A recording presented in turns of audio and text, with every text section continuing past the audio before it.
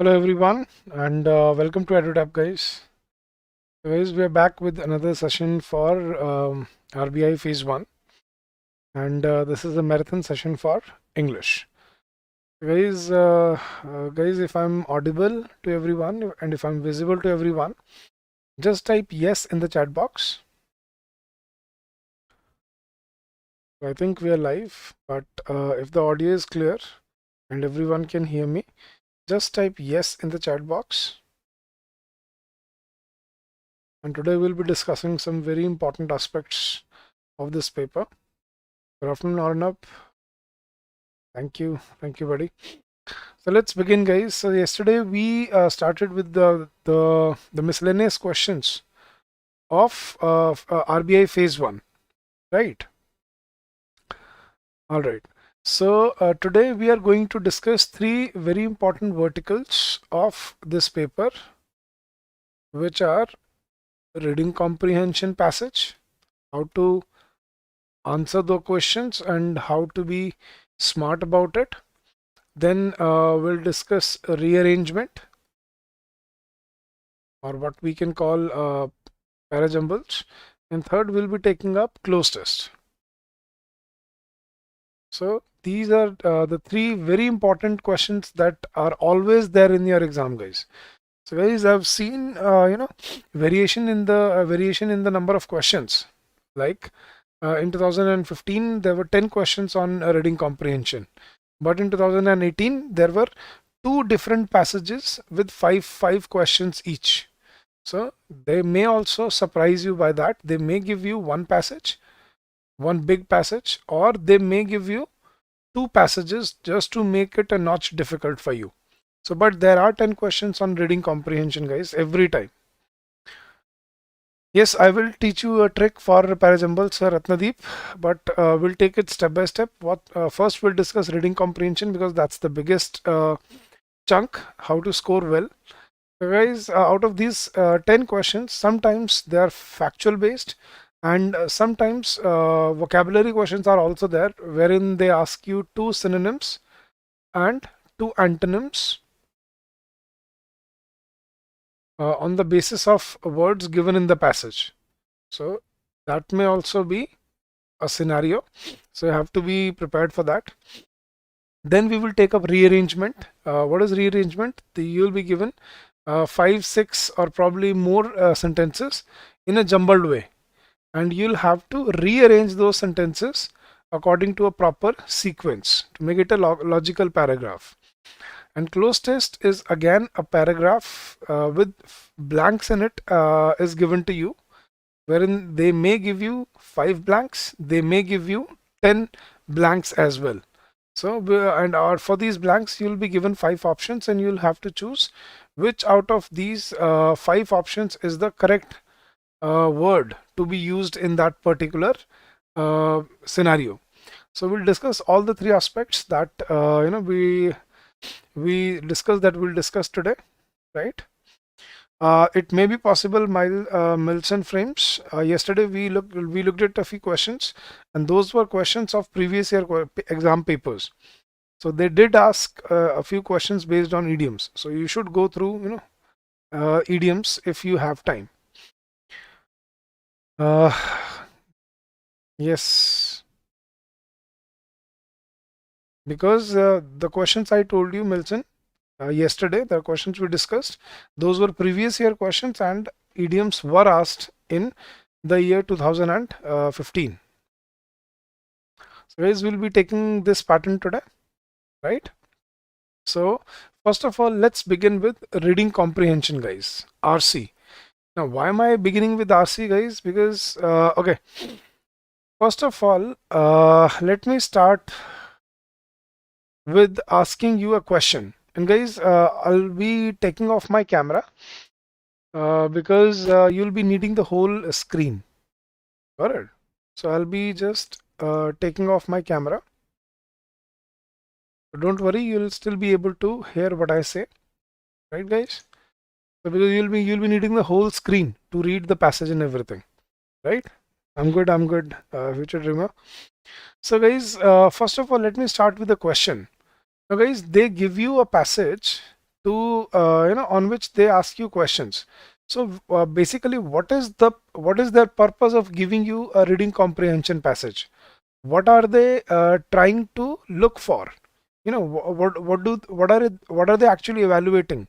Your reading skills, your comprehension skills, your understanding power, your reading speed, your comprehension ability. What? Guys, could you just share your opinions with me? What are they actually looking for? That how well you are at reading, or how quickly you can read, or how quickly can you comprehend?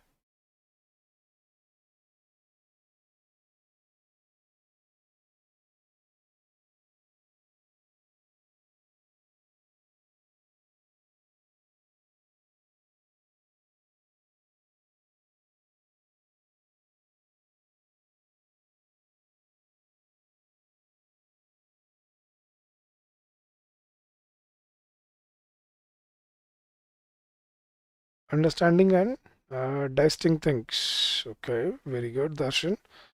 How quickly can we comprehend? Very good, Sakshi. Understanding the passage and comprehend. Reading and understanding. Okay. How quickly we can comprehend? All right. Very well done, guys. So those are your opinions. How quickly can we comprehend, right? So guys, yes, absolutely vocabulary knowledge also. But guys, basically, no, let me put it this way to you, guys. All this is absolutely important. Whatever you told me, understanding, comprehension power, reading speed, comprehension ability, all these things, all these, all these are very, very important. But at the same time, if you really want to learn how to crack a Prezi, you must have heard of this, but I'll I'll actually discuss it in detail with you today. So guys, there is something which we call reverse reading. There is something that we call reverse reading. Now, what do I mean by reverse reading? Read the questions before the passage. Now, this is what we call reverse reading. So guys, before you start your reading comprehension passage, do not forget that you should start with your questions first. You know why? It will benefit you in two different ways. First, the questions will give you the outline of the passage, the theme of the passage. And second, you will get specific keywords to look for in the passage in your questions. So guys, I'll give you an example. For example, there were three questions, and let's see what we can understand from these three questions. Question number one. What were the consequences of attacks of 9/11? Question number one. Question number two. According to passage,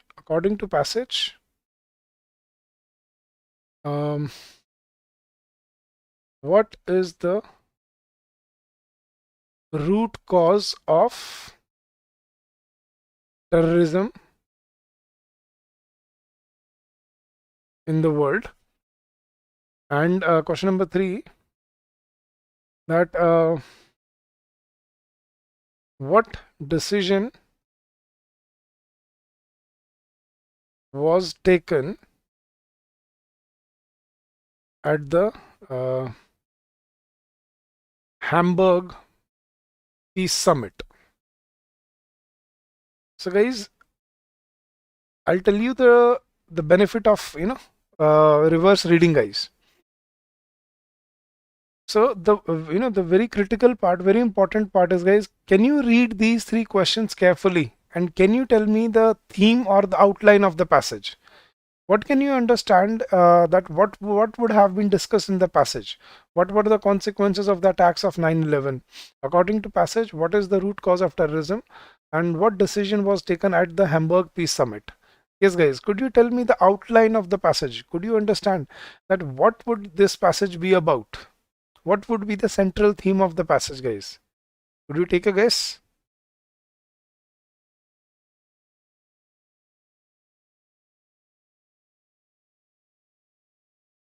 Yes, guys.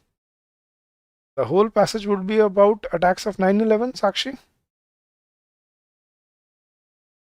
Now you will actually understand what I meant by reverse reading, guys. What do you think would be the central theme of the passage?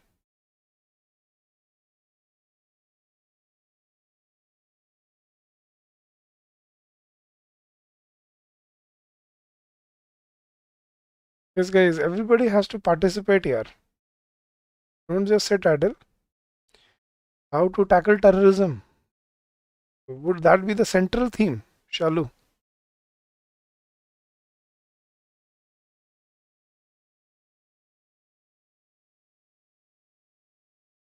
Very good, Ashna.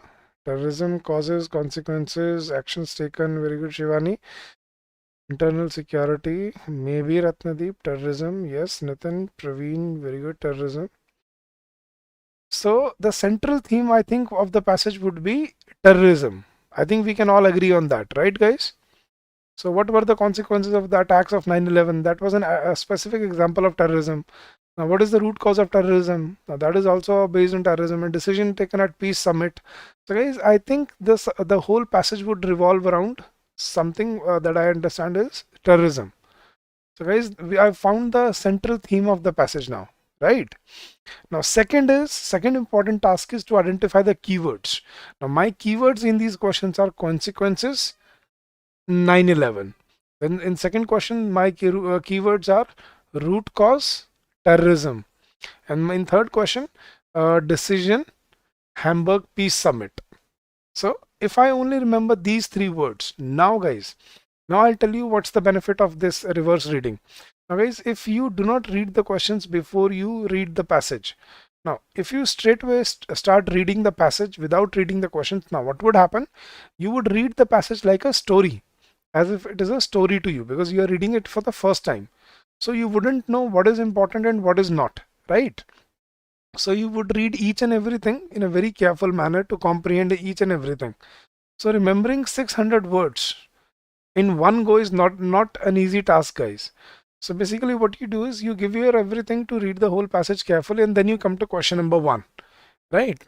Maybe you would have understood the whole passage, aptly, but the problem now is now you are going to waste time. When you read passage number, then you read question number one. What were the consequences of the attacks of 9/11? You think, yes, I'm sure that I have read it about this particular point in the passage, but I still need to be sure. So you go to the passage again, you refer to it again, you read it quickly, and then you find the answer and then you mark it. Then you read question number two, then you again go back to the passage, then you confirm your answer and then you mark it. So basically, if you are solving 3 or 5 questions like that, how many times are you actually reading the passage? What my point? So you are basically wasting your time.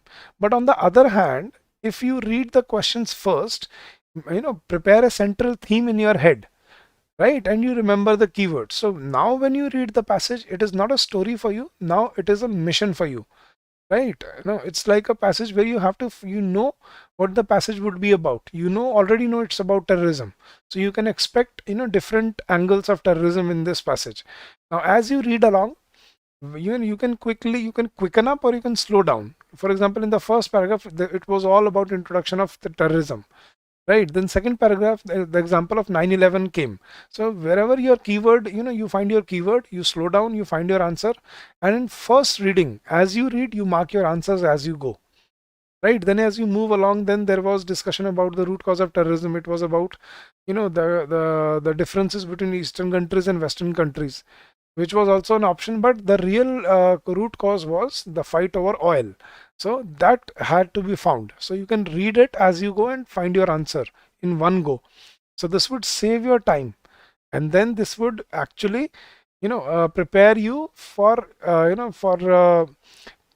finding your answers in the passage in a very smart way. That's a very good approach, to read the questions first, get the central theme, and write down or mark down the important keywords of the question. So guys, I do not have the passage of these questions, but I think I think in your head you can you can plan a picture, a rough draft of the passage, that what would have been discussed in the passage. There must be something about 9/11. There must be something about the root cause of corruption. There must be something about a peace summit, and things will revolve around all these points. So that's how you filter important from unimportant. And this is a really good trick, guys. Got it? So guys, that's why reverse reading is very, very important, and you need to make it a habit now. Right? So guys, we'll discuss the previous year passages now. And guys, you all of you have to participate. Got it? So guys, are you ready? Shall we start with previous year passages from the year 2015, 17, 18, and then we will come to reading comprehension and then close test. So guys, are you ready to solve the passages, or do you just want the tips and tricks?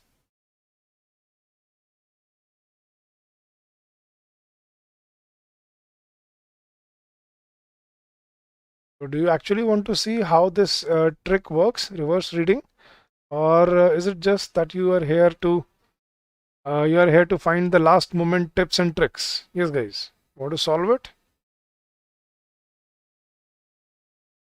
Both. You want to solve it, and as well as you want you want the tips and tricks as we go. All right. Not many are answering, guys. What about the rest? They're only watching it just for the fun sake. Already you will participate. Good job. So let's start with the passage, guys. This was the passage in the year 2015. So there were some words which were given in bold. You can mark them down. But we will not start with the passage first. We will start with the questions first, right? So let's start with the questions, and let's try to figure out the central theme and the and the keywords of the questions, right, guys? All right. So question number 1: which of the following is true in context of the passage? Central banks in developed countries are unnecessarily delaying raising interest rates. The IMF has issued strong warnings to China's central bank to lower inflation. IMF and developed country economies needlessly. So I think the passage is going to be about something about money related to economy, because the option central bank, IMF, economy, right? I can get that out of this particular statements. Asian economies are uniformly raising. So it's all about basically about economies of Asia, right? Something like that. Then second question was, choose the word which is mostly the same meaning as the word adjusting given in the bold as used in the passage. So we had to find a synonym for the word as it is used in the passage. Next question, guys: which of the following best describes the author's view of the actions taken by central banks? So this is my keyword. So what was the author's view of the actions taken by central bank? So we have to find the author's view about those actions taken by central bank. Then next question. Then there was another synonym for the word edge. We have to find out in the passage. Next question: which of the following describes the health of global stock markets in 2015? So which of the following describes the health of global stock markets in 2015? So one was about author's view about actions taken by central bank, and second factual question is health of global stock markets in 2015. The next question: according to the passage, which of the following are factors that have impacted global economic growth in 2015? These are factual questions, guys. So wherever it will be mentioned in 2015, we will find our answer there, right? Then next, guys, there were 10 questions on this passage. Which of the following is the central idea of the passage? So we will get that after we read the whole passage, right? Then next question: choose the word which is mostly the opposite. That we had to find antonym for the word outright, right? And then last two questions: what do the statistics regarding the third quarter profits of S&P 500 American companies convey? So what do the statistics convey about these 500 American companies about the third quarter profits? And then we had to find another antonym for the word rosy, right? So I think now we are mentally prepared for the type of passage that that would be thrown at us in the paper, right? Now I know it is about companies, economies, banks, right? So we should be prepared mentally for such kind of passage. Now let's read the passage and let's try to find out our answers as we go, right? All right, guys. So let's begin, and everybody has to read together and let's try to find out the answers. Now, this was supposed to be the year when monetary policy started to get back to normal. This was supposed to be the year when monetary policy started to get back to normal. 7 years after Lehman Brothers collapsed, central banks were expected to edge away from a policy of near zero interest rates. So, 7 years after Lehman Brothers collapse, central banks were expected to edge away from a policy of near zero interest rates. But now, with 2015 almost over, the Federal Reserve has yet to push up rates, while other rich world central banks are focused more on easing the tightening. Right. Now, Sweden's Riksbank extended its quantitative easing program last month. The president of the European Central Bank too has indicated that further ease may come in December, probably by adjusting the pace, scale or type of asset purchases in its QE regime. Right. Now, more than 2/5 of the economists forecast that the Bank of Japan would pick up the pace of its monetary easing. Even if policies kept unchanged, the bank plans to expand the money supply at an annual rate of 80 trillion. However, for emerging markets, on balance, slightly more emerging central banks have been tightening than cutting. But China cut interest rates in October, the sixth reduction in the last year. India unveiled a half percentage point rate cut in late September. Right? So this is all statistics, the expectation of the economy to come back, but what has been seen in the different economies, what changes have been observed in different sectors of the world.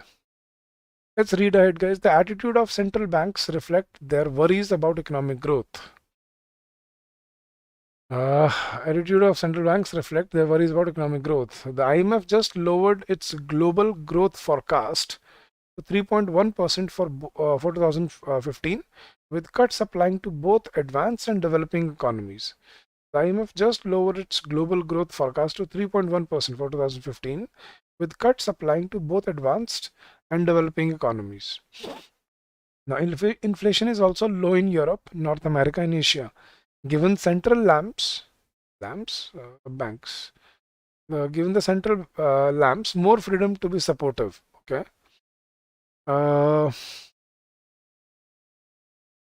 The benign interest rate outlook is one reason why equities have recovered from the wobbles they suffered in August and September. Right. The other main reason why markets have rallied is a more sanguine view of the Chinese economy. Now, official figures for third quarter GDP, I think that's one of our answer, showed growth of 6.9%. And although some have doubts about the data, it was noticeable that IMF did not downgrade its forecast for Chinese growth in its latest global outlook. But the optimism should not be taken too far.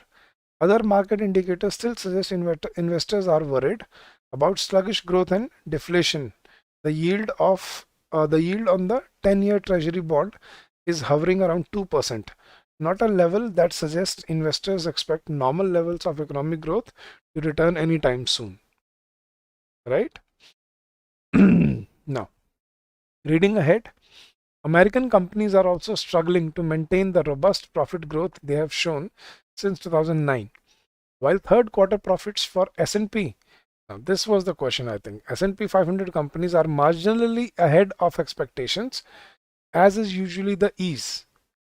They are still likely to be 4% lower than they were a year ago. Right? Sales will probably fall by 3%. So it is simply hard to keep pushing up profits when global GDP is subdued. The number of American companies citing a slowing global economy as affecting their profits and revenues is more than 50% higher than a year ago, according to Thomson Reuters. So the number of American companies citing a slowing global economy as affecting their profits and revenues is more than 15% 50% higher than the year ago, according to Thomson Reuters. The news is no better in Europe, where third quarter profits are expected to be down 5.9% on the year, with revenues dropping 7.9%. So the equity markets are caught in somewhat of an awkward equilibrium. Positive economic news will make the outlook fin profits more rosy, but will also mean that the Fed is more likely in push-up rates. And bad economic news may mean a respite from monetary tightening, but is still bad news. This explains the rather bumpy ride that stock market have had in 2015. The lack of profit growth makes it hard for markets to surge ahead. But without higher interest rates or evidence that big economies are slipping into outright recession, share prices are unlikely to collapse. Central banks may have helped stock markets in an era of low growth by making other assets less attractive. The result was a positive shift in share valuations, but slow growth hasn't gone away, right? Thank you, Nikhil. So, guys, has everyone read the passage carefully?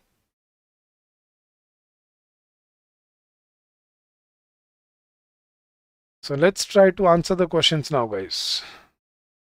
Right?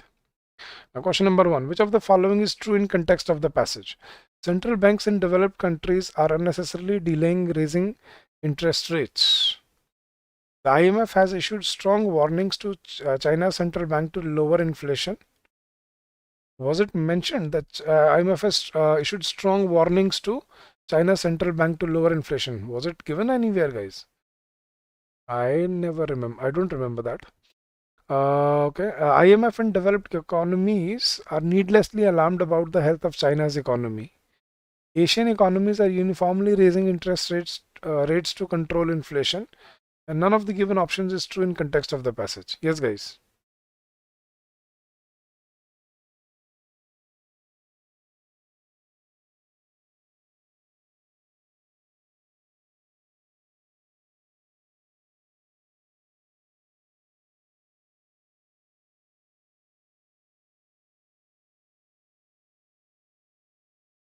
No, Nadeem.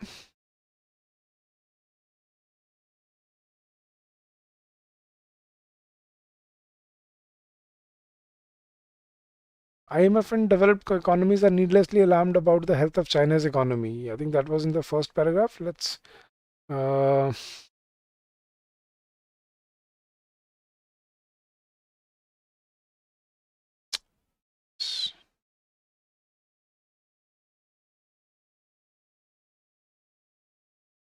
Now, the attitude of central banks reflects their worries about economic growth. The IMF just lowered its global growth forecast to 3.1 for 2015, with cuts applying to both advanced and developing economies. Right? So, central banks in developed countries are unnecessarily delaying raising interest rates. The IMF has, I think I'm sure B is nowhere given. IMF and developed countries are needlessly alarmed about the health of China's economy. That was also nowhere mentioned. Asian economies are uniformly raising the interest rates to control inflation. I'm confused about A and D, guys. This was all about America. This was all about.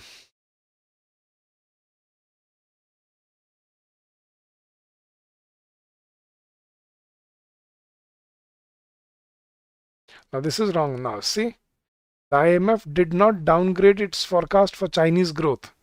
So, that's what proves option number C incorrect. The IMF developed economies are needlessly alarmed about the health of China's economy. So, that's what proves option number C wrong. Now, Asian economies are uniformly raising interest rates to control inflation, or central banks in developed countries are unnecessarily delaying raising interest rates.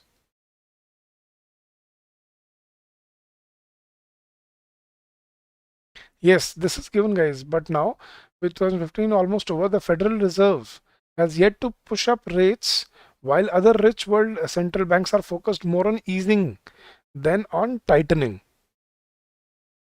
Right?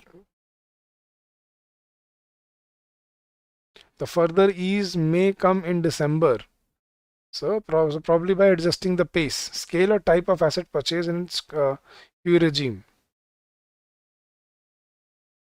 So central banks in developed countries are unnecessarily delaying raising interest rates. Right? I think option number A is correct, guys. Yes, that's why they are unnecessarily delaying, fearing about the low rate. So option number A is correct, guys. Got it? Chalo. Looking at question number 82. Choose the word which is most nearly the same in the meaning as the word adjusting given in the bold. So guys, whenever you find these bold words, so you don't have to exactly find the meaning of the word in your dictionary, but the way it has been used in the passage, that is that is what you have to look for. So what you need to do is, whichever sentence you find the word in, just read the sentence again and figure out in what way this word has been used. So the president of the European Central Bank too has indicated that further ease may come in December, probably by adjusting the pace, scale or type of asset purchase in its QE regime. By adjusting, so what do we mean by adjusting here? Regulating, reducing, intensifying, accepting, या paying.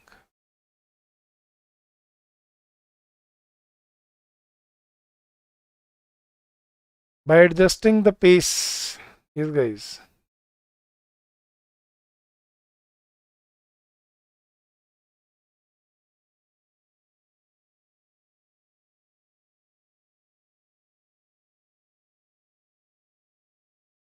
Very good, guys. So adjusting means changing, and whenever you change some policies, basically you regulate some policies, guys.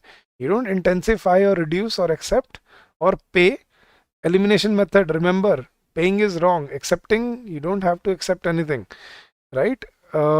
Adjusting is means making changes. So making changes either can be increased, decreased or regulated. So it is not given what changes would be made, but changes would be made. So it could be reducing, it could be intensifying. That was not mentioned. So correct option here is option number A. Adjusting here means regulating. That the president of European Central Bank too has indicated that further ease may come in December, probably by not intensifying the pace or reducing the pace. I mean, adjusting the pace means to make changes, make amendments in that, and that's what we basically call regulating. Got it? So option A is correct now.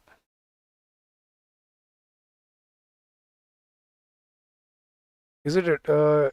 Yes, you can also do that, Nishant, sorry.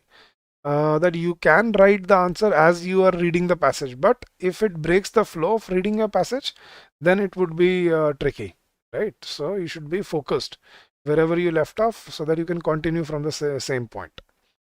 All right, guys, the correct option was option number A again. Next, question number 83. Which of the following best describes the author's view of the actions taken by central bank? The steps are futile and caused imbalances in the global economy. They should raise interest rates instead with immediate effect. They have been inactive, taking no steps other than keeping interest rates low. These are too innovative and have theses are too innovative and have damaged the global economy further.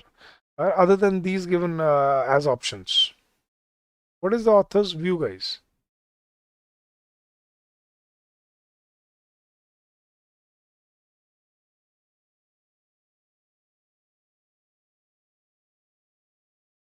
It will definitely help you, Nikhil, because you'll get a bird's eye view of whatever you have to go through in the exam. So this would be really, really helpful.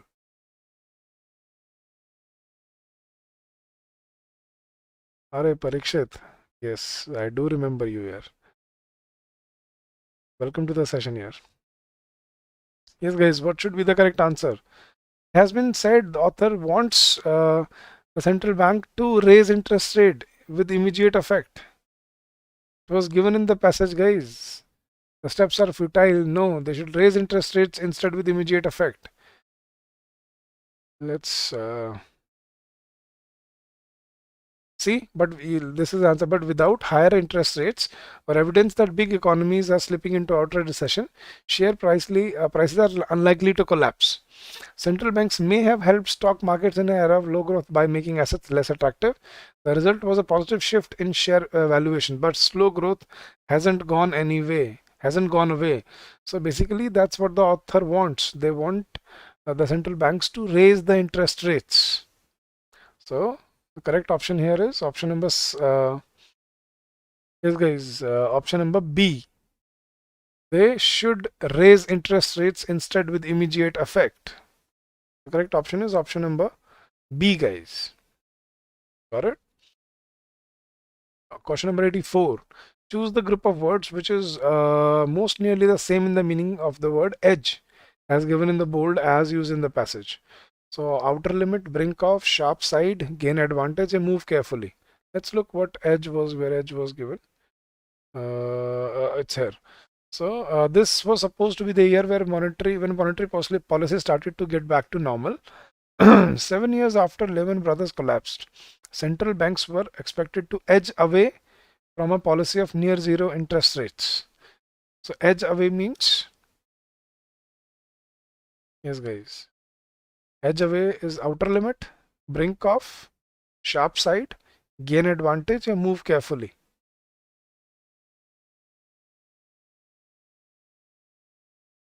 I think you'd be able to find out this one. Edge away means it's not outer limit. Edge, guys, please understand, you do not have to give the literal meaning of the word edge. Now you have to read the way it has been used in the passage. No, it's not Sachin. It is incorrect here. Guys, now usually edge is the brink point. But here they have written 7 years after Lehman Brothers collapsed, central banks were expected to edge away from a policy of near zero interest rates.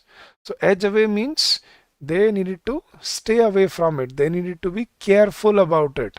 So the correct option here was move carefully, not gain advantage. It was move carefully. So they were expected to move carefully, edge away. Edge away means to stay away from something, means to move carefully. The correct option was option number E, guys. Edge away means to stay away from. He is written after Lehman Brothers collapsed 7 years earlier. So, learning from the mistake, the central banks were supposed to edge away. Edge away means to move carefully. So you do not have to give the exact meaning of the word, dictionary meaning. You have to give the context in which it has been used in the passage. It has been given, choose the group of words which is most nearly the same in meaning as the word edge given in bold as used in the passage. RBI is not easy that way, guys. That's, guys, there is something that I'm going to tell you at the end of this session to be smart. Before you start your exam, please look at the number of questions. I told you about 2 different verticals. One is comprehension, wherein you have RC and then reading rearrangement and a close test. So if they have more questions, just look at the difficulty level. If they're difficult, try the other ones, so that at least you'll be able to crack the cutoff and score good marks. So if let's say there are 50% comprehension based questions and 50% miscellaneous questions based on grammar and other things. So start with grammar first, so that you are done with 15 questions as as quickly as possible, and then you can spend time on your reading comprehension, rearrangement, close test, because these questions take a lot of time. That was the catch that we discussed yesterday, remember? So if there are a lot of, as I have observed in 2015, 17, 18 and 19 paper. In 2015, guys, there were a lot of comprehension, close test, rearrangement question. In 2017, there were very few rearrangement, there were very few comprehension questions. There were, I think, 20 questions on grammar. And in 2018, 13 questions were on comprehension and rest 17 questions were on grammar and other questions. I think 20 questions were on grammar and other questions. In 2019, again they have switched it again, so they try to confuse the student every time, so they come up with new type of questions every year. So you have to be prepared, well prepared with, you should control your language, guys, right? That is the key here, guys. Now moving on, which of the following describes the health of global markets in 2015? Yes, guys, I think we discussed that. Many stock markets in India crashed on account of the state of China's economy. Stock markets are not in good shape on account of the strict regulations of central banks. The stock markets have only showed uneven and subdued growth. Stock prices are likely to collapse as big economies are headed for a recession. Yet the global economy is doing well in the last quarter of 2015 and will soon be thriving.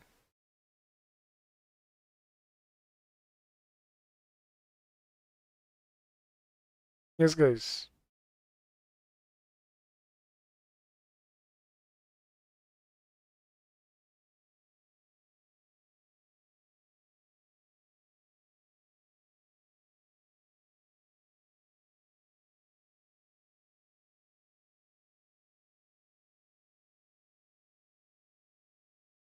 Very good, Shalu. The health of global stock market, it is saying the stock markets have only showed uneven and subdued growth. Is mentioned in some developing countries they've shown growth. In some developed countries they've shown a dip. So the growth in 2015 was uneven. So that's the correct option, guys. Stock markets have only showed uneven and subdued growth. It was not continuous profits or continuous losses. It was an uneven growth in different economies. Remember?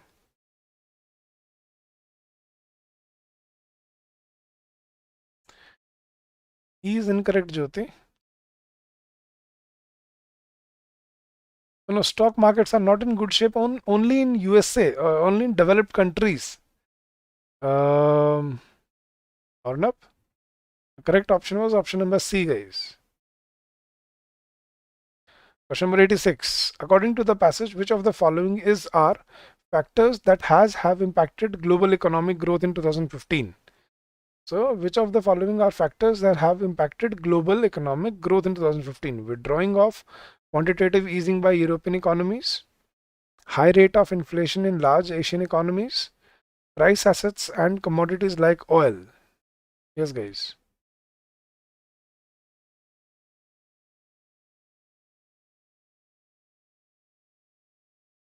Global economic growth in 2015.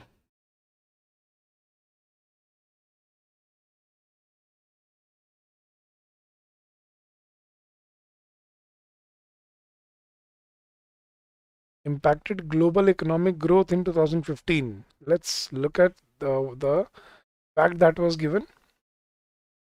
See, this is the answer. The GDP growth is subdued. Now, Jyoti, you were asking me that why not E? Look at that. See, that's the answer for your question, Jyoti. This is the answer. GDP growth is subdued. It is uneven and it is subdued, right? That's where you find your answer. So, now coming to the last question. So, the equity markets are caught in something of an awkward equilibrium.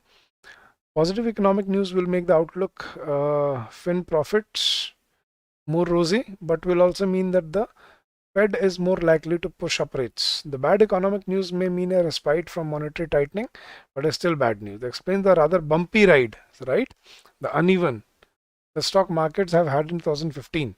The lack of profit growth makes it hard for markets to surge ahead, but without higher interest rates or evidence that big economies are slipping into outer recession, share prices are likely to collapse. Central banks may have helped stock markets in an era of low growth by making other assets less attractive. The result was a positive shift in the share evaluations, but slow growth hasn't gone away.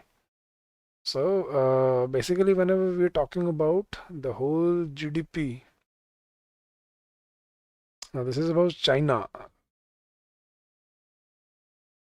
Yes, guys. So according to the passage, which are the following factors that have impacted global economic growth? Withdrawing of quantitative easing by European economies,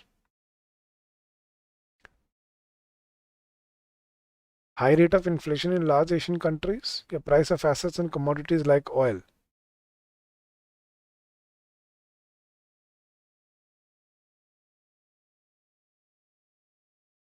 Yes, quantitative easing is mentioned in the passage. Let's read what has been mentioned, right? Sweden's risk bank extended to its quantitative easing program last month. The president of European Central Bank has indicated that further ease may come in December, probably by adjusting or regulating the pace, scale, or type of asset purchase in its QE regime. Now, more than two-fifths of the economic forecast, the Bank of Japan would pick up the pace of its monetary easing. Policies kept under the bank plans to expand emerging markets balance reduction in the India percentage at September, right? Economic growth, I was just slow to global with this, applying to both advanced and developing countries, okay, and low in Europe. Inflation is also low in Europe, North America, Asia, giving central lamps more freedom to be supportive. The banks who have the benign interest rates outlook is one reason why equities have recovered from the wobbles they suffered in April September. The other main reason why markets have rallied is more sanguine view of Chinese economy. Official figures for GDP shows and all the sum of doubts about the data. If it was not say that Chinese growth. So in a large global outlook, but the optimism should not be taken too far. The market indicators still suggest investors would worry about sluggish growth and deflation. The yield on a 10-year Treasury bond is hovering around 2%, not a level that suggests investors expect normal levels of economic growth to return anytime soon. Yes, guys. So it was given about a quantitative easing, but how did it impact the global economy? Has it been given anywhere? Withdrawing of quantitative easing. No, it was not withdrawing. They never withdrew, right? They pushed it. So that is wrong. So they did not withdraw quantitative easing. They decided to provide quantitative easing. That's wrong. High rate of inflation in large Asian economies. Have you spoken about assets and commodities anywhere in the passage?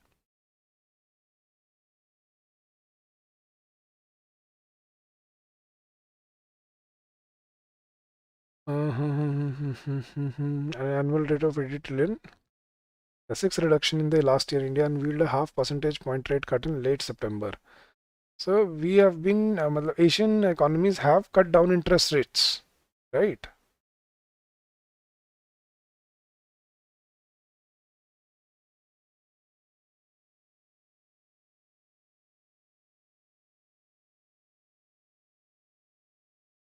All right.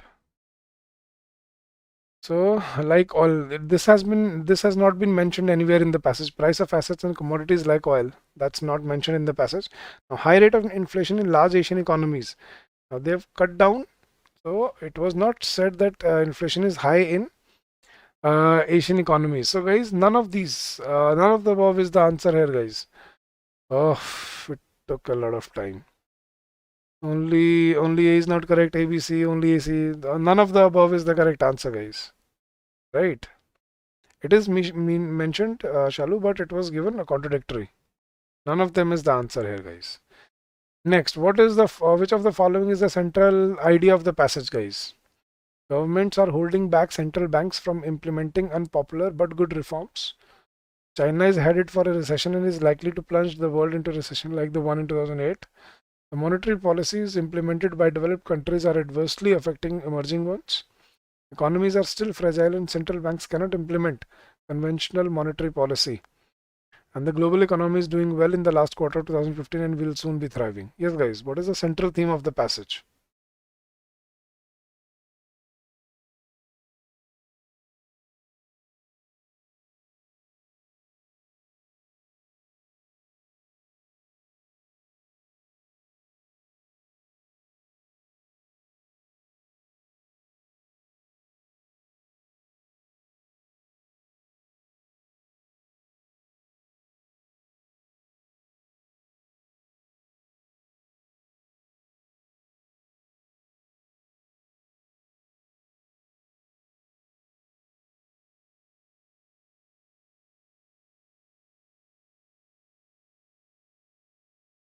What do you think, guys? Is the Central idea of the passage. I feel economies are still fragile and central banks cannot implement conventional monetary policy. I also feel that way. That's what the author was basically trying to convey. Everything kept aside, looking at the growth and the dip in the global market, it should not, central banks cannot implement conventional monetary policy. I think D is the correct option here, guys. Yes. Let's look at question number 88. Choose the word which is most nearly the opposite in meaning as the word outright, given in the bold in the used in the passage. So we have to see how this particular word has been used in this in the passage, guys. Not the actual meaning. So read the whole sentence in which this word is used. So, but without higher interest rates or evidence that big economies are slipping into outright recession, share prices are unlikely to collapse. So they're slipping into outright recession. Outright means complete recession. Outright का वैसे भी मतलब होता है complete. So we have to find the antonym, opposite of complete. So what was the choice? Unfair, absolute, unsteady, partially, or transparent? Yes, guys. Outright basically means complete from the get-go.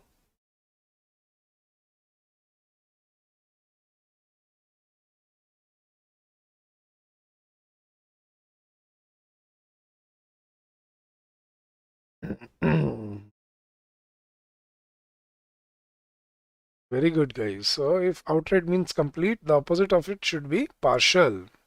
The correct answer is D. Very well done, guys. Next, what do the statistics regarding the third quarter profits of S&P 500 American companies convey? I think we noted it down somewhere, right? Right, this is where it was. Are marginally ahead of expectations, as is usually the ease. They are still likely to be 4% lower than they were a year ago. American companies are struggling to maintain the robust profit growth they have shown since 2009, while the third quarter profits for S&P are marginally ahead of expectations, as is usually the ease. They are still likely to be 4% lower than they were a year ago. Sales will probably fall by 3%. So, yes, guys. So, with slow global economic growth, the profitability of these companies will be affected. American companies have not achieved 50% of their growth projections. American companies are growing twice as much as they did in 2009. American companies have outsourced their outdone, not outdoor. Companies have outdone their European rivals by a huge margin. These are inflated, and growth of these companies, I think,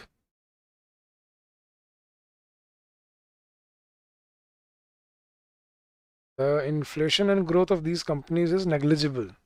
Yes, guys, what do you think is uh, what do the statistics say?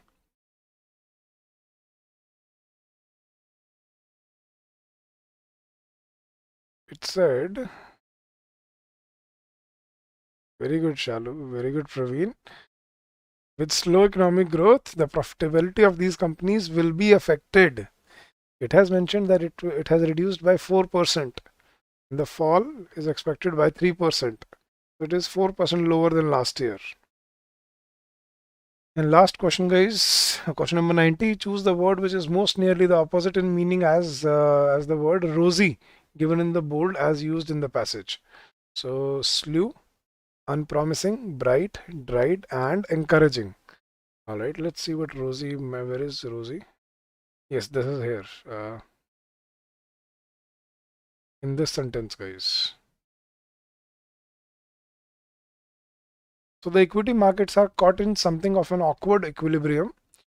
Positive economic news will make the outlook firms profits more rosy. Positive economic news will make the outlook firm profits more rosy, but will also mean that the Fed is uh, more likely to push up rates.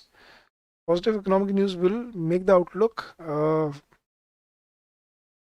and profits more rosy, but more rosy here is, I think very helpful, rosy in a way. easy to be achieved.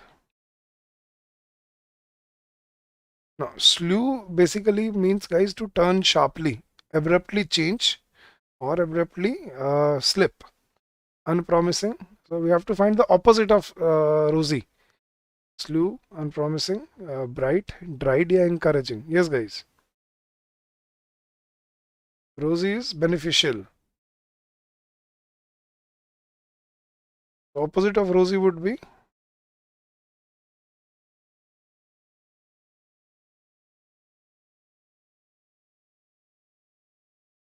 very well done, guys. Not slew, it would be unpromising. So rosy would be promising, and answer is B, unpromising.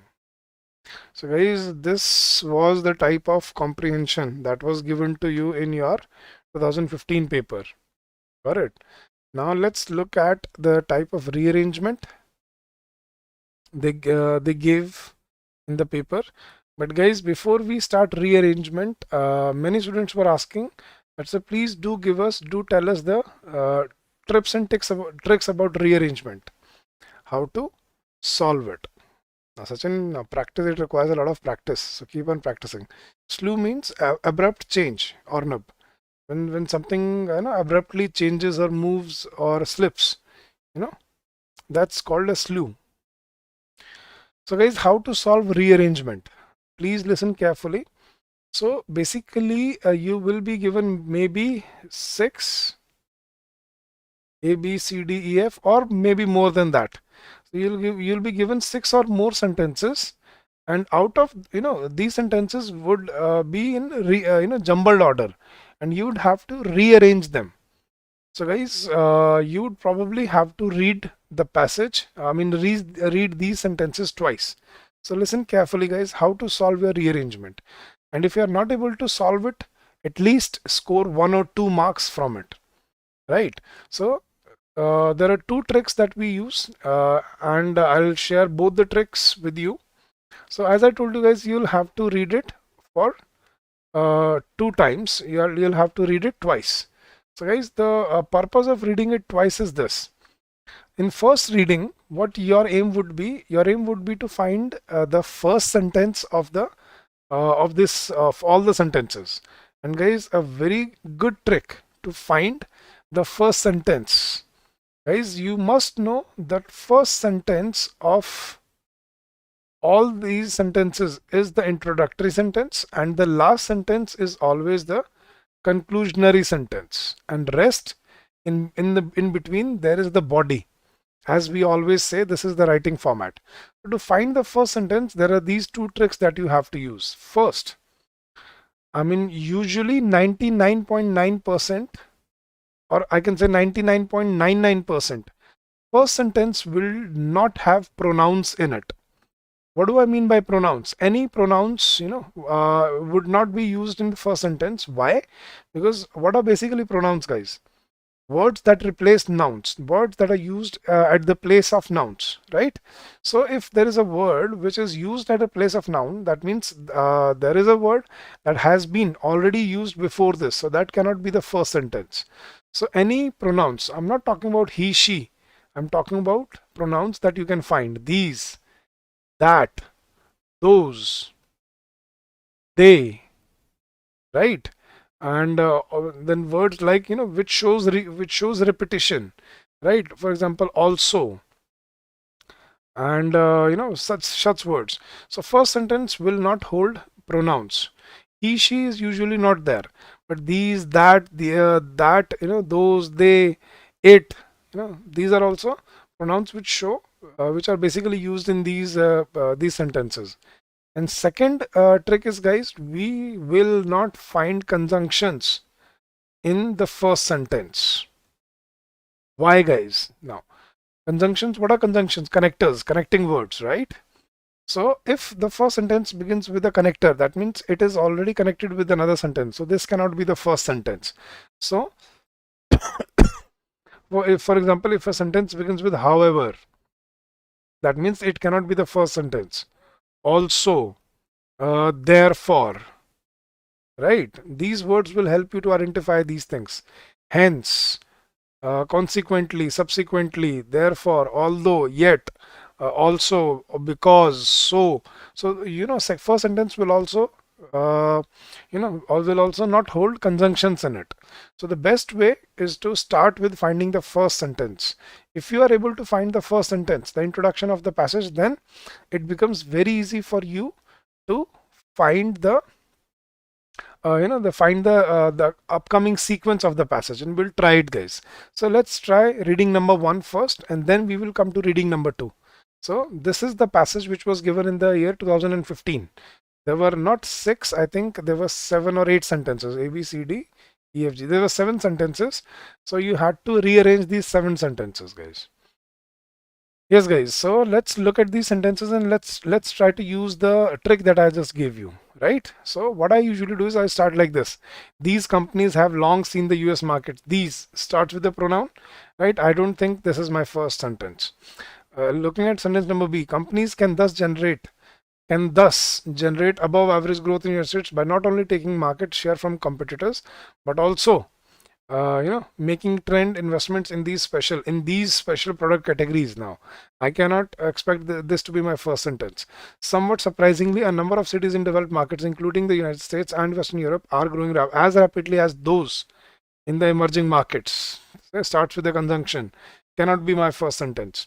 Our analysis forecasts that between 2014 and 2025, certain product categories will grow at almost twice the rate of overall US consumer spending.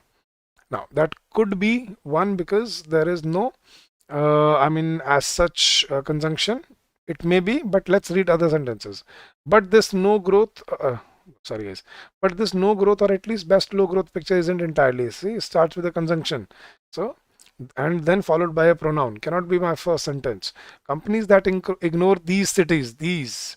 So, cannot be my first sentence. So, what should be the first sentence, guys? D or F? Most companies have had very low expectations for growth in the US market. Now, companies that ignore these cities, which cities are you talking about? So guys, which is the first sentence, D or F? Most CPG companies have had very low expectations for growth in the US market. Our analysis forecasts that between 2014 and 25, certain product categories will grow at almost twice the rate of overall US consumer spending. Yes, guys, what is the first sentence? See, this is the type of smart work that you have to show there. Quickly go for the first read. Find out the first sentence. Which is the first sentence, guys? Absolutely correct. First sentence is sentence number F. So this is the trick for your first reading. Got it, guys? Has everyone understood what we just did? Just type yes or no. How to use this trick? Using pronouns. Got it, everyone? Now, then we come to reading number 2. Second reading. Now, this is an important one, guys. Now, in second reading, after you have found sentence number 1, then there is something that we call chain rule. Now, we have to focus on this chain rule because now, unless you follow this, you'll not be able to solve the rearrangement, right, guys? So what do we understand by chain rule? So guys, whatever has been, now you found your first sentence. That was our aim. Now once you have found your first sentence, now after this, always remember the second sentence would be something that has been mentioned in the first sentence. So second sentence will always be a continuation of first sentence, guys. So what I mean by chain rule is you have to find the link, the word which links second sentence with the first sentence. So whatever was given in the first sentence, you find the word, and then you, in the rest of the options, then you look for the link that this was mentioned in sentence number 1, and then now I have to find the next sentence which can be linked with this. And don't do it with your eyes closed, guys. I've seen many students doing this. Oh sir, look, this word was given in sentence number 1 and this was also given in sentence number 4. So I thought 4 would be after 1. So don't do that. You have to read and actually feel it, that yes, this is the correct correct representation of the or continuation of the first sentence. So this is what we call chain rule. So you found the link between the first sentence and the second sentence. Now to look for third sentence, now again you have to do the same thing, guys. Now there would be something mentioned in sentence number 2, and sentence number 3 would be continuation of that particular word. So you have to find that link, and then you have to find which is the next sentence that has been talked about. So that's how what we call the chain. So first sentence will have something that we talk about, and that would be connected with second. There would be something given in the second that would progress to sentence number 3. Then there would be something in sentence number 3 that would progress to, that would lead to sentence number 4. And we only have to find the chain there, guys. Guys, if you think there is any other way to solve this, there is no other way. You have to find the chain, the linkage. That okay, after this seems right, after this seems right, after that seems right, and so on. So guys, this is what we call chain rule. So I'll give you an example. Let me tell you 5 sentences, and I'll show you the chain, the linking chain. All right, just not pair, you have to find the link, not pair, future dreamer. We have to find the chain, right? We have to find the linkage, not couple, not pair, but linkage. For example, I'll give you a couple of sentences, and I'll show you what was the chain that I'm talking about. Listen to this, guys. Once upon a time, there was a very small village in a district in Bihar. Now, in that village, there was a very old school where there were not many students who who came to study there. But then came a very young and energetic teacher who started teaching in that school, and due to his commitment and way of teaching, everybody started loving him. And after his service of 35 years in that school is now known by his name, which is Dr. Dr. Ashwin, right? So basically now I'll tell you the linkage that I'm talking about. I started with sentence number 1. Once upon a time, there was a very small village in a district in Bihar, right? That was an introductory sentence which had no pronoun, no conjunction in it. Then comes the second sentence. In that village. So guys, this is the link here. When I've mentioned something about first in the first sentence that there was a small village in a district of Bihar, right? Now second is continuation, now progression. Now in that village, now village is the chain, the link here. The whatever has been mentioned in sentence number 1, it would be talked about in sentence number 2. In that village, now what village are we talking about? That we have mentioned in the first sentence. In that village there was a very old school, right? Then sentence number 3 would be about school, that there were not many students who came to study in that school. That school is the link here.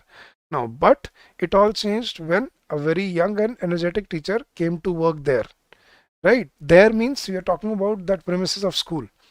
With his energy and with his nature and energy and way of teaching, he became favorite of all the students, and many students started coming from far away places to study from him.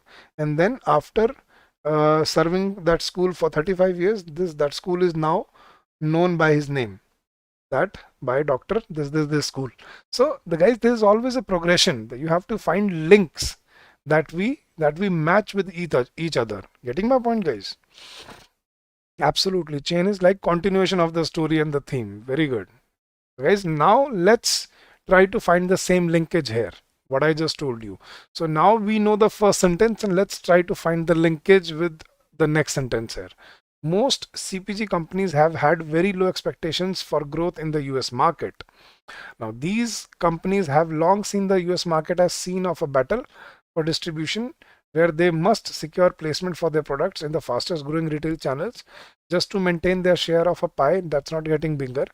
Now, companies can thus generate above average growth in the United States by not only taking market share from competitors, but also making Targeted investments in these special product categories. Somewhat surprisingly, a number of cities in developed markets, including the United States and Western Europe, are growing as rapidly as those in emerging markets. Okay. Our analysts forecast that between 2014 to 25, certain product categories will grow at almost twice the rate of overall US consumer spending. But this no growth, or at best a low growth picture, isn't entirely accurate. Companies that ignore these cities could be missing out on opportunities very close to home. No. So I think what should be the next sentence, guys?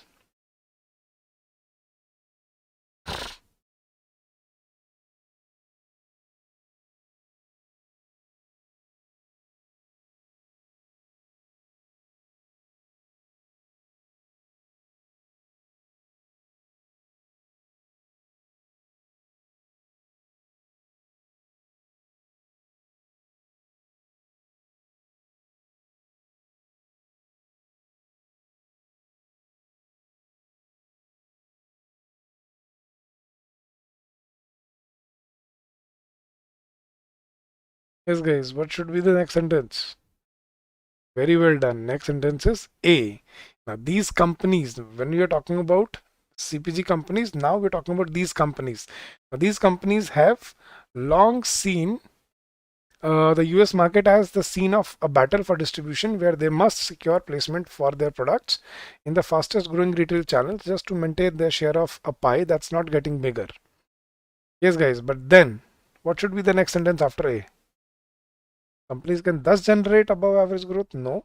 Somewhat surprisingly, a number of cities in developed markets, including the United States and Western Europe, are growing as rapidly as those? No. Our analysis forecasts that between 15 the certain is no, G cannot be there. Yes, guys, what should be the third sentence?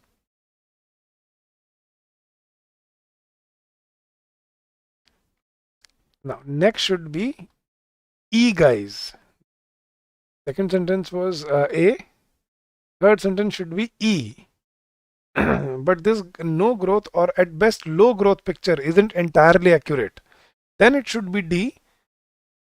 Our analysis forecasts that between 2014 and 2025, certain product categories will grow at almost twice the rate of overall US consumer spending.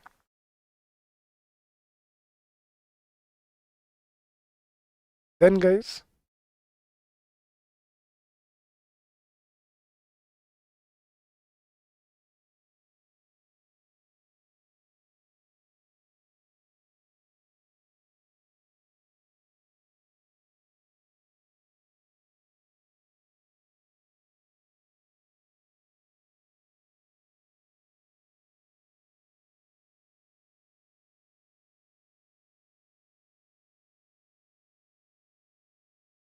yes, guys, what should be the next?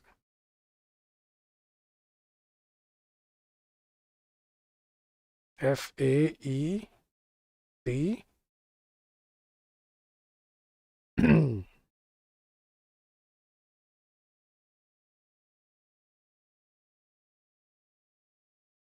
Very good, guys. Then it should be B.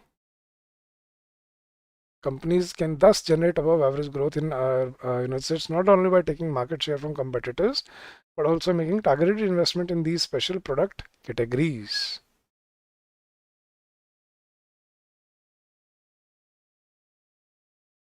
Next, guys.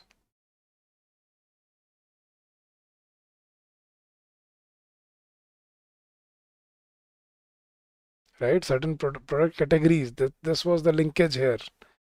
Special product categories. Then after B should be C. Somewhat surprisingly, a number of cities in developed markets, including the United States and Western Europe, are growing as rapidly as those in the emerging markets. And last should be G. Companies that ignore these cities could be missing out on opportunities very close to home. Right? Now, a number of cities, and this was the link here, these cities. So guys, correct sequence FAEDB and then C and then G. FAEDBGC. FAEDBGC. Is that true? FAEDBGC. DBGC, right? Now you have 5 marks in front of you. Second, A, right?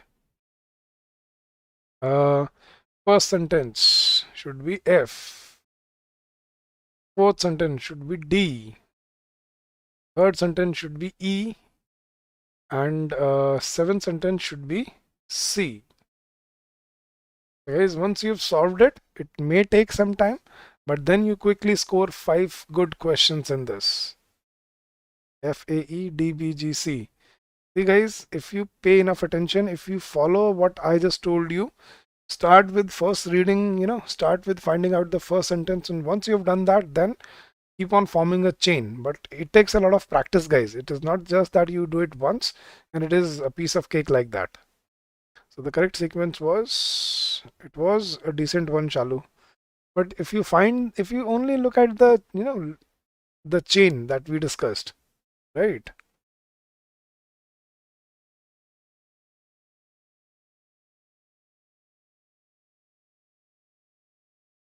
It was quite easy. Okay. I'll give you a difficult for a homework, future dreamer. Okay. But before that, let's look at the third aspect of this paper, that is cloze test. Okay. Now this is another aspect where you need to understand how do you need to work. So guys, basically in a cloze test, you will be given, some sentences about a particular topic, and then there may be 5 or there may be 10 blanks based on based on the passage. And for every blank, you'll be given 5 choices, 5 words to choose from and find out the apt word for that particular blank. So guys, many students usually believe that a cloze test is basically based on the test of your vocabulary. Actually, it is not, guys. Actually, vocabulary does not play even the closest role, even as high as grammar. The most important part, is your grammatical sense of the blank, then your logical and rational approach, that matters the most, and then comes your knowledge of vocabulary. Guys, you'll have to use all the 3 things here. So many students believe that finding out the choice, the right choices from the options, that is what cloze test is all about. It's actually not here. Cloze test is easier than idioms, so may prefer to solve over idioms, isn't it? That's your choice, future. If you cannot remember idioms, if you have good control, if you have good reading ability, good reading habit, then I would say go for cloze test, right? What is the right sequence to learn English to the advanced level?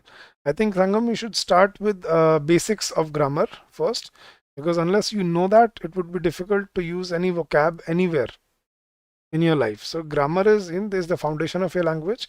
Then start with vocab, or maybe after you are you're down the way 75% with grammar, then start your vocabulary. Start with root words, then one word substitutions, then phrasal verbs, then complex prepositions, then idioms and phrases, then synonyms, and then antonyms. That should be a sequence to learn English. Guys, again, I'm going to give you some tips and tricks how to solve a cloze test. So guys, again, I have a trick that I always use while solving a cloze test. So the best way out is, guys, whenever you are trying to solve a cloze test, you have to again read it twice. You have to read it twice to actually grasp the meaning and the theme. And that is the only way, guys. So in first reading, what would be the difference? In first reading, you would be reading the passage without looking at options. So the first reading would be only to find out the theme of the passage and the tone. And that would help you a lot. Guys, if you read about something, so guys, I'll give you an example. Yes, guys. So you tell me what's your choice. Okay. I'm giving you a blank. You tell me which is the correct word India is a dash country.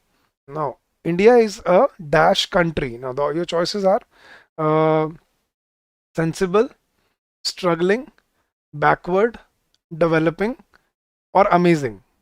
Yes, guys. India is a dash country. Logical, struggling, backward, developing, or amazing. Yes, guys. What should be the right choice? Could you tell me?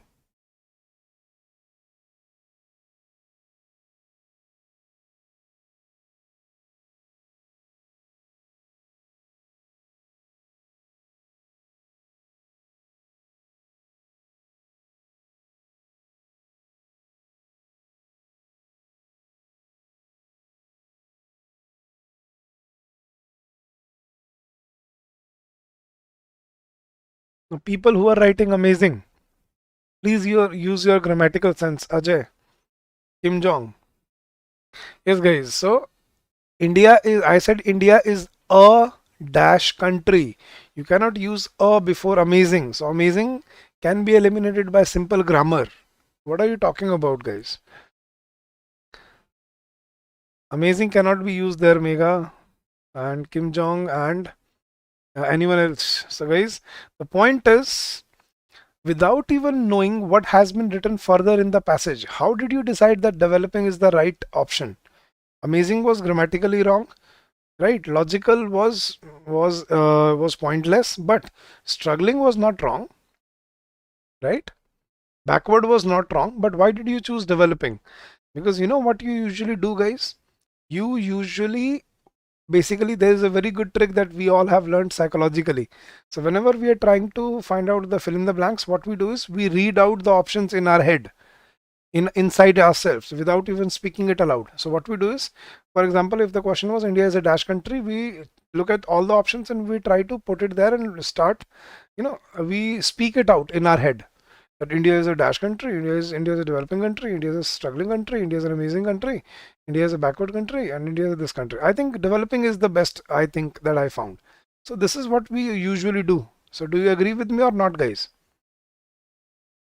But this is not the right way to approach your cloze test, guys. The right way to approach your cloze test is to solve it logically, not through, you know, reading it inside your head. And amazing is right. Yes, guys, you agree with me? Ankit, Anshu. Guys, this is not the right way to solve your cloze test. Thank you, future dreamer. All right, buddy. So guys, this is what we need to change now. We cannot do that. We cannot be biased. We cannot, if you start doing that, that would be very, very tricky. So guys, the best way here is to use elimination method that we learnt yesterday in the last session. So elimination method is the best way out here. So guys, and you have to choose your options not on the basis of what your head tells you, but on the basis of your grammatical, logical, and vocabulary sense.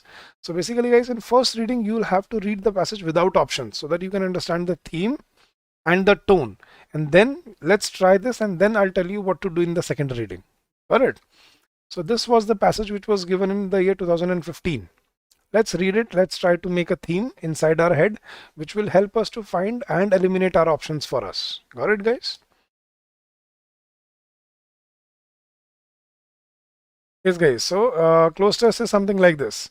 Poverty is a perception, right? It is a status which is dash on people who have relatively little, even in societies of plenty. That is why we dash can never really ever end poverty. To see a world in which so many people have less than you and to want them to have more is to many of us human dash. It is why poverty in the UK matters as much as poverty elsewhere. Despite the material differences, relative poverty will always dash and it should always be at the forefront of efforts to improve our world because it dash more than the bare minimum solution. Dash this, the aid industry currently has quite a few eggs in the end poverty basket. We risk assuming that the public dash between absolute and relative poverty. it probably doesn't, especially not in austere times. Just look at the dash political view on and to the middle income countries that contain hundreds of millions of desperately poor people. Too much negatively, and we are dash of not making any progress with aid money, too much task of progress, and aid is no longer necessary. It shouldn't be a catch 22 situation, but in dash for some it is. Right, guys? Guys, what have you understood by only looking at the passage? Can you tell me the theme and the tone of the passage? I think the theme of the passage is poverty and its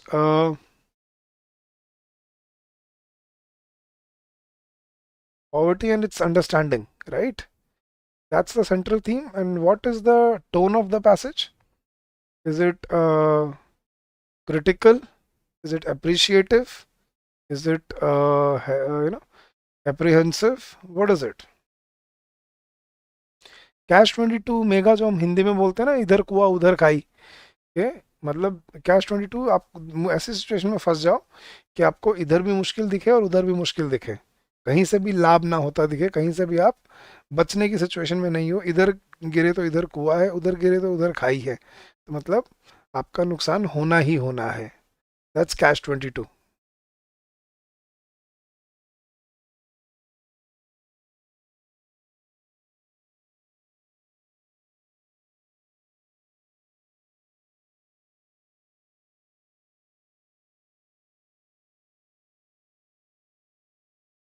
Very good. Central theme is poverty and its consequences. Very good.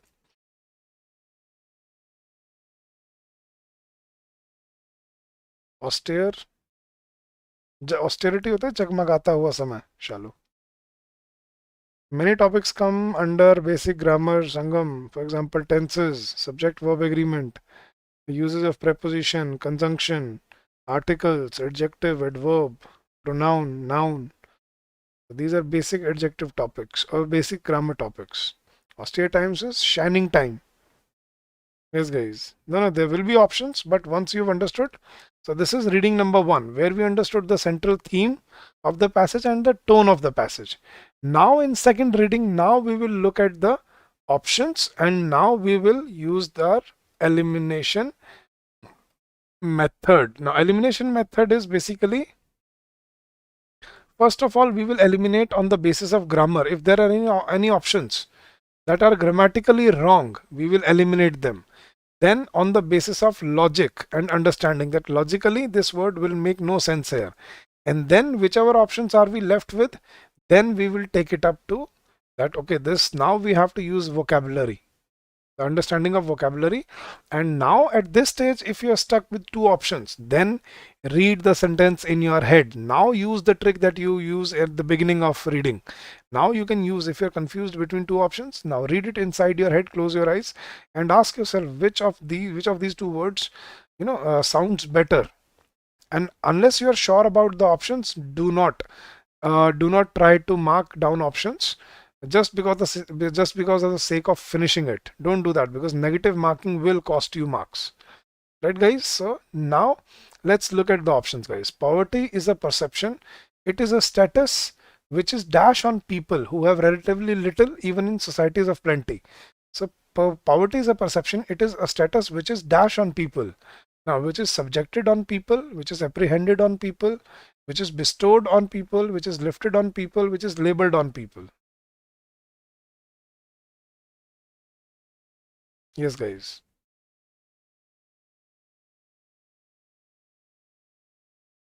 Poverty is a perception.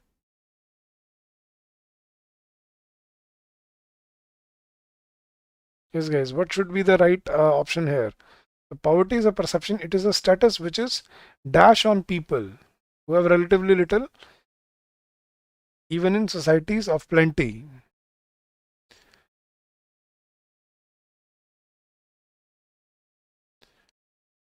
Poverty, गरीबी कोई label नहीं है यार. गरीबी तो वो अभिशाप है जो गरीबों को किस्मत में मिलता है. तो थोड़ा देखो, इट कैन बी सब्जेक्टेड, हम एलिमिनेट कर सकते थे. ठीक है, एप्रीहेंडेड किसी को पकड़ना, that's also wrong. Lifted on, that's also wrong. So there were confusion between bestowed and labeled, right? So label is when you label something. But poverty is a perception, like it's an ideology. It is a status, not which is status is not never labeled. Status which is bestowed on people, right? So it should be, so poverty is a status which is bestowed on people. That means they are born into it. They do not earn it. They are born into the status.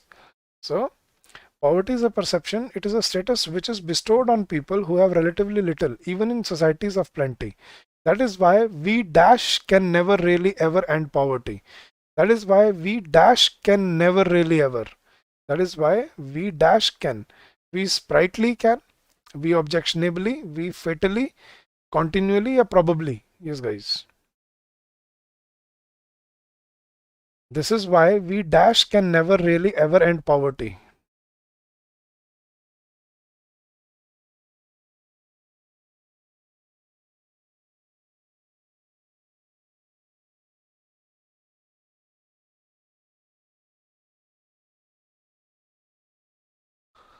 Yes, guys. So probably, very well done, guys.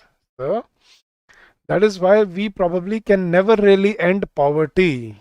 Very well done, guys. To see a world in which so many people have less than you and to want them to have more is to many of us human dash. Is to many of us human problem, human nature, human face, human being, a human population.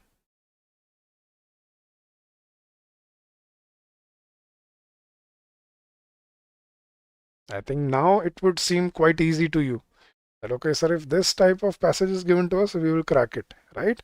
But you'll have to perform under pressure. That's the whole point. Sprightly, kushi kushi, Anshu. So nature. So that's what we call human nature, right? So to see a world in which so many people have less than you and to want them to have more is to many of us human nature. It is why poverty in the UK matters as much as poverty elsewhere. Despite the material differences, relative poverty will always dash and it should always be at the forefront of efforts to improve our world because it dash more than the bare minimum solution. So relative poverty will always dash. The relative poverty will always remainder, will always leave, will always allow, will always exist, yeah, will always touch.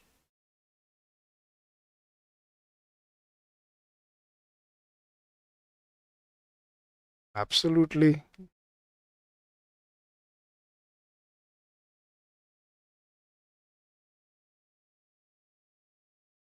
Very good. It will always exist. Very well done, guys. So it will not always remainder. What do you mean by remainder, Praveen? It will always exist. And it should always be at the forefront of efforts to improve our world because it dash more than the bare minimum solution. Because it dash more than the bare minimum solution. So it seek, it asks, it insists, it ensure, yeah, it demands. So we can eliminate ensure and seek on the basis of grammatical mistake because when we are talking about singular subject, the verb should have s with it. So it asks, it insists, yeah, it demands.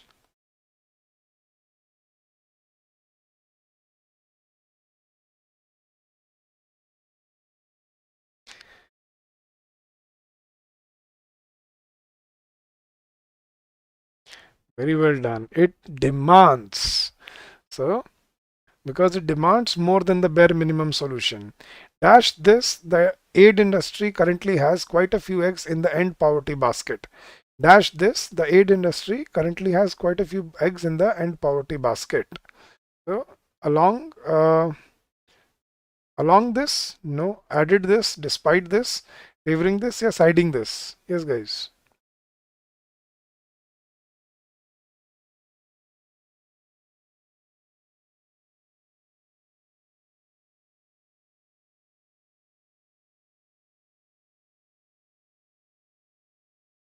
That is the purpose, Sachin. That is the point.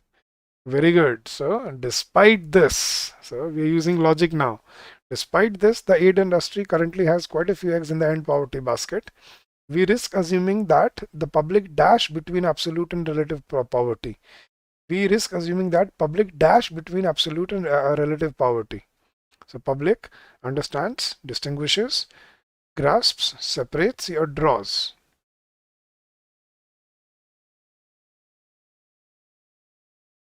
Siding means favoring. Kim Jong. किसी की side लेना, किसी को favour करना. Separate होता है अलग अलग करना, लेकिन उन दोनों के बीच में डिफरेंस कर पाना क्या होता है, डिस्टिंग्विश्ड बोलते हैं. सो we risk assuming that the public distinguishes between absolute and relative poverty. I think it should be distinguishes, not separates.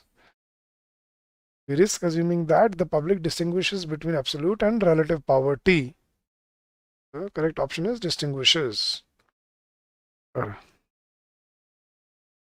Absolute and relative poverty. It probably doesn't, especially not in austere times. It probably doesn't, especially not in austere times. Just look at the dash political view on and to the middle income countries that contain hundreds of millions of desperate poor people. Just look at the dash political view. Just look at the prevailing, currently, aimed, lost, या multiple. Yes, guys.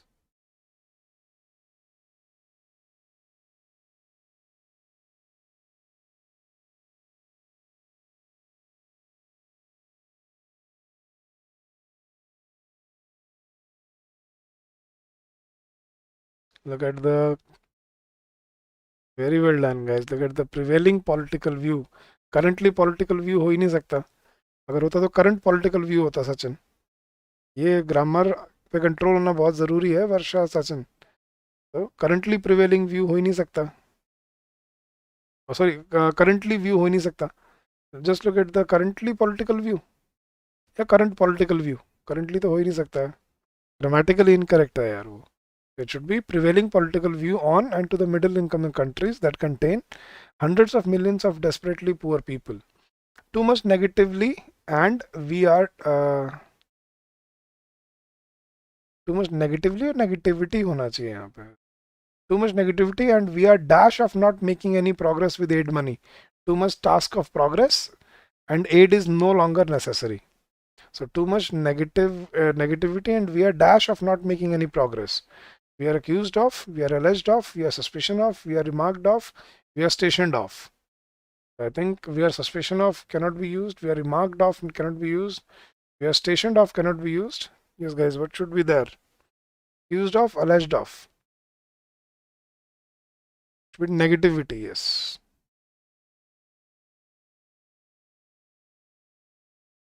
Accused and alleged. Now accused when somebody accuses you of a crime, but alleged is when somebody accuses you of a mistake. So you should know that. I know there it was confusing. Should it be accused or alleged? Accused is basically when you are when somebody accuses you of a crime, when he points at you. But alleged is that somebody assumes that you may be involved. So it should not be accused, it should be alleged. And accused is always followed by of. So we are accused of, now it was, we are alleged of. Accused of, that was correct. Alleged of is also correct. So we are not accused of, we are alleged of. So the people say that we are not making any progress. So accused is going to the court and accusing someone of a crime. It should be alleged. Alleged murderer, yes. So alleged is, it is said that he has done it, but it is not proved yet.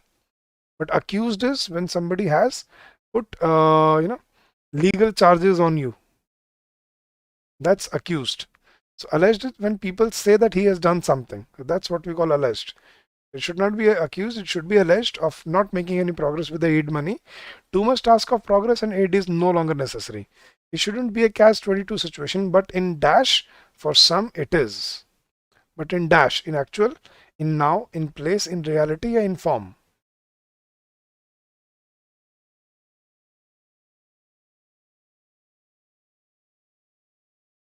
Yes, guys. So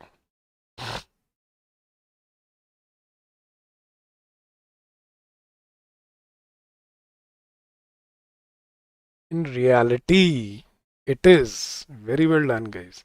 So is no longer necessary. It shouldn't be a catch-22 situation, but in reality, for some, it is. All right, guys. So finally, now you have understood how to form can be, huh? But in form, for some it is.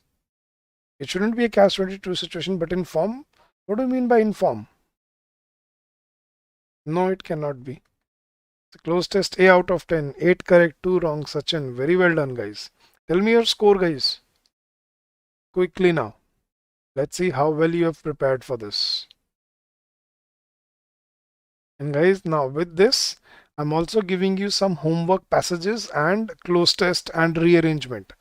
So you will find that PDF in the Telegram channel, and you can try and solve those questions on your own at home. So I'm giving you a homework, right? I'm giving you some passages which were given to you in 2017 and 18 and some close test. So you can use that and try to solve it at your home. Very good. 7, 7.5, 2 wrong, 6. Very well done, guys. 8, Ankit, very good. Anshu, 9, very well done. Solution, okay, what I'll try is, how should I provide the solution to you? Should I mark the options? Should I mark the correct options for you? But that would be pointless if you already know the answer here. So how should I provide the answer to you?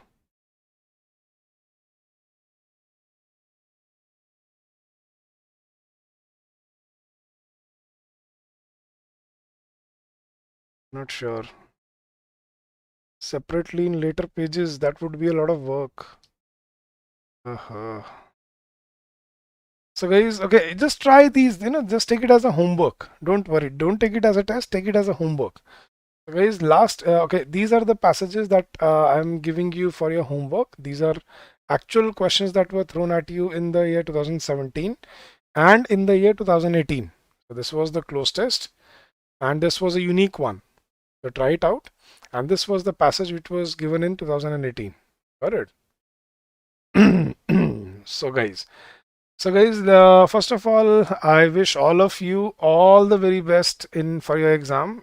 I think it is now a high time, so you prepare and get some rest tomorrow. Don't hassle, don't work up too much. I think whatever preparation you had to do, you would have done up by now already. So don't exert yourself on the last day. So take rest tomorrow, and for day after tomorrow, store in a lot of energy and recollect everything in the morning before leaving, and then take it in your stride, guys. I wish you all the very best for your endeavors in life, guys, and I wish you success in your life. Right, guys? Just like mock test solutions. Yes, you'll get the PDF hopefully today, Anshu. Yes, last day remaining, Ankit, I know. और class किस चीज़ के लिए लेना है बताओ mega, अगर कोई doubt है किसी और तरह का तो पूछो मुझसे. And guys, कैसा लगा session? I hope this was helpful to give you a better approach to solve reading comprehension, close test, rearrangement. And I hope both these sessions were helpful for your preparation, guys. Thank you, Shalu. Thank you so much for the kind words. Thank you, Varsha. Thank you, Sachin. 9 a.m. slot, Sachin. Don't worry, we'll be there with the analysis. So do watch the analysis video after the paper, guys. Parajumbles में time ज़्यादा लगता है. Practice थोड़ा सा कर लो Anshu. 8-10 parajumbles practice कर जाओ. ठीक है, तो वो थोड़ा टाइम का आपको हिसाब समझा देगा. और जिस तरह से आज हमने सॉल्व किया ना, वैसे करके देखना है आज, तो टाइम आ जाएगा. देखो, slow can never become fast Anshu. समझ रहे हो? Slow can never jump to fast. Slow first becomes smooth and then smooth becomes fast. I hope you understand this, right? Thank you Shivani. Thank you Ruchita. Thank you Anshu. So guys, I wish you all the very best and be positive. Yeah, keep on smiling. Don't crack under pressure. I know you have all the potential in the world to crack this paper, guys. So I'm damn sure and I'm counting on it that you will make it and you will give it your best in life and specifically in this paper. So guys, I want all of you to come out with flying colors and all my wishes are with you. Yes, Mega Parajumbles. For examples, yes. So I told you the last minute tip is start with, short questions first. Start with short questions first so that you are quickly done with them. And the weightage is quite high. So short questions like if you have error detection questions or double fillers or idioms wale question aa jate hain, or let's say column matching that we did yesterday. So try those questions first, and then when you are done with those questions, then come to the comprehension part, because that is going to take a lot of time.